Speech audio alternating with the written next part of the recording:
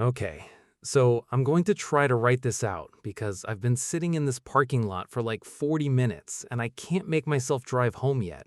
And maybe if I write it down, it'll stop running in circles in my head.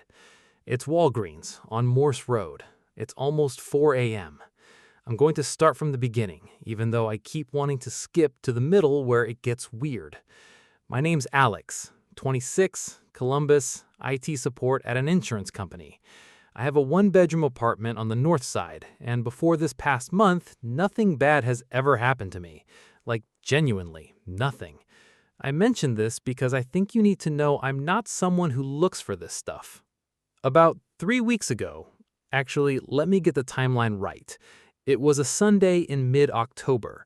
I was on my couch scrolling Reddit before bed the way I do every night, and I found a post in r/mildly interesting. The title was something like, "Found $340 cash behind a heating radiator in an abandoned house near Dayton, OH. Anyone dealt with this?" I opened it because I liked the headline, not for any other reason. The guy who wrote it, throwaway account/throwaway Ohio guy, described doing odd jobs and repairs and getting hired to take apart an old cast iron radiator in a house being prepped for demolition. And when he pulled it away from the wall, a bundle of bills fell behind it. $340, old, but real. He didn't tell the owner. He was asking about finders keepers stuff. I read through some comments, money in walls, money in coffee cans, the usual, upvoted it. Was about to close the tab when I noticed there was a small paragraph at the very bottom in italics I'd skimmed past. It said something like, "If anyone finds money in a similar spot, don't spend it right away. Just wait a few days. I'm not going to explain why, just trust me." I thought, okay, someone trying to make it spooky, and I went to bed. This is where I have to be honest about something. I don't know exactly how much of what happened next was connected to the post and how much was just me being primed to see connections. I've gone back and forth on this. Probably still am. Monday morning, I was driving to work and my GPS rerouted me because of an accident on I-71. Sent me through some residential neighborhood on the west side I basically never go through. On Garfield Avenue, I saw a sign on a door, estate sale, Saturday and Sunday. The sale had technically ended the day before, but the gate was open and people were still coming out with boxes. I stopped. I don't do estate sales. I don't have that hobby. I cannot explain why I stopped. I think maybe I'd been thinking about the post, and when I saw old house, my brain just did something. Inside, it smelled like dust and sealed rooms, the kind of smell that's hard to describe, except that it's the smell of a place where someone used to live and now doesn't. I walked through looking at nothing in particular until I got to the corner of the living room where there was an old cast iron radiator pulled away from the wall a few inches. On the floor in the gap was a bill, $20. I reached in a little further. There was a bundle, bills wrapped in a rubber band. I pulled it out, counted it, $280. I just stood there for probably 15 seconds. Then I walked over to the woman running the sale and handed it to her. She went kind of pale and said that was probably her dad's. He never trusted banks after 2008. It was her father's house. He'd passed in May. She thanked me, and I left. I drove the rest of the way to work telling myself, coincidence. Dayton and Columbus, different houses, different amounts. People hide cash behind radiators. This is a known thing old people did. There's nothing here. I almost believed it. Then I got home and tried to find the post, and it was gone. I searched for 20 minutes, checked my browser history. It had been cleared. I don't clear my history manually. I told myself, posts get deleted all the time. Went to sleep. A few days later, Thursday I think, I was in an Ask Reddit thread, one of those weird things you've done when no one was watching kind of threads, and I found a comment from user QuietWatcher23. She wrote about walking home through an almost empty parking lot at night and noticing a car parked with its engine running and headlights on, but no driver visible. She'd called 911, cops came, car was already gone. Turned out, someone had been following her for months. I read it, thought, creepy, kept scrolling. Next evening, Friday, I went to Target on North High Street, got stuff, walked out to the parking lot around 8 when most stores were closing.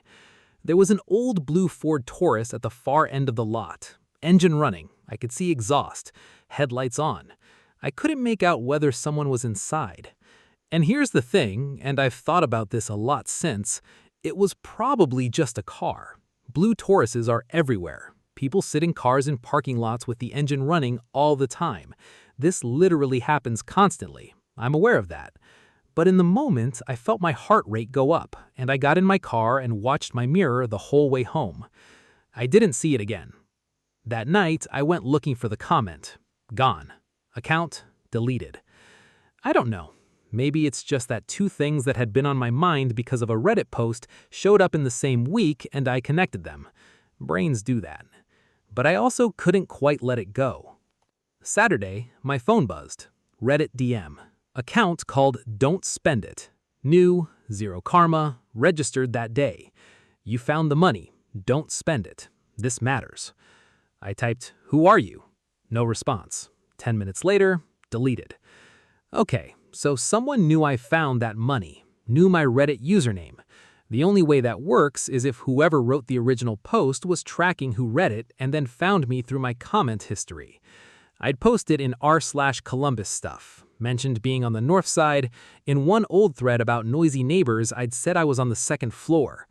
That made me feel genuinely weird in a way the other stuff hadn't managed quite. I called my friend Jake, said I was having apartment issues, could I crash? He said, obviously, come over. I packed a bag. At Jake's, I told him everything. He listened. Then he said, go to the police. Not because Reddit posts are scary, but because someone knows where you live, that you're alone, that you're on the second floor. That's something. I went to the precinct the next morning. The officer was polite and clearly thought I was a little unhinged. Without direct threats and without an identified individual, not much they could do. Gave me a case number, said come back if I got specific threats. I walked out feeling like I hit a wall. Jake said they're watching your account. Post something with a false detail, see if someone corrects you. I made a throwaway and posted that I found $280 at an estate sale and kept it. Organizer didn't see. The false part was that I kept it. Within 2 hours, I got a DM from user watching Columbus. You're lying. You gave the money to the woman running the sale. I was there. Then a longer message. His name was Dennis, 63. 20 years ago, he'd worked for someone in Dayton, did things he didn't describe, and when he wanted out, he'd started hiding cash in various places in case he needed to disappear fast. The house on Garfield Avenue belonged to an old family friend. He'd lost access when the old man died. He'd seen the estate sale listing and driven up, but I'd gotten there first. I asked him, why didn't you just ask for the money back? He said there was something else with the bills. Had I found it? I thought about the bundle, just bills, rubber band. I wrote, no. Long pause. Then it's still there, in the house. They know you now. They saw you near that spot. I'm sorry, I tried to warn you. I asked him to call me before we talked further. I needed to hear a real voice. He called, older voice, not what I had expected, kind of flat in a way that felt like someone who'd been careful for a long time. He told me what to look for. Small drive, metal casing, wrapped in foil inside a small plastic bag, probably slid back under the baseboard when the bundle was disturbed. He said if anyone was there when you arrived, leave immediately and don't try to talk to them. Jake's read on it was, this is completely insane and also possibly a very elaborate catfish. He said it read like a movie. He wasn't saying it to be dismissive, he was saying it because it was true. It did read like a movie. But I also couldn't explain how Dennis knew I'd returned the money, or about the rubber band. We went to Garfield Avenue that night. Jake said it was a bad idea approximately 4 times on the way there. He was right. I'm going to try to write this part accurately because I've been sort of smoothing it over in my head and I want to stop doing that. The house was dark and empty. Sale sign on the door, gate unlocked. Jake got the lockbox open. Inside smelled like nothing. Everything cleared out. The radiator was still there. I got on my knees and reached into the gap. Dust. Plaster. Reached further back, towards the baseboard. Something small and hard. Black metal USB drive, about the size of a large paperclip, partial foil wrapping around it. I was looking at it in Jake's flashlight when I heard a floorboard behind us. There was a man in the doorway. Maybe 40, I didn't really process his face. I was looking at whether his hands were doing anything. His hands were in his jacket pockets. He said, "Put it down," in a voice that wasn't loud. I put it down. I want to be clear, I didn't make a choice. My hand just opened. I was scared and I put it down. Then I grabbed Jake's sleeve and we walked toward the door. The man moved to the side. We went through the hallway and out onto the porch and across the yard. I didn't run.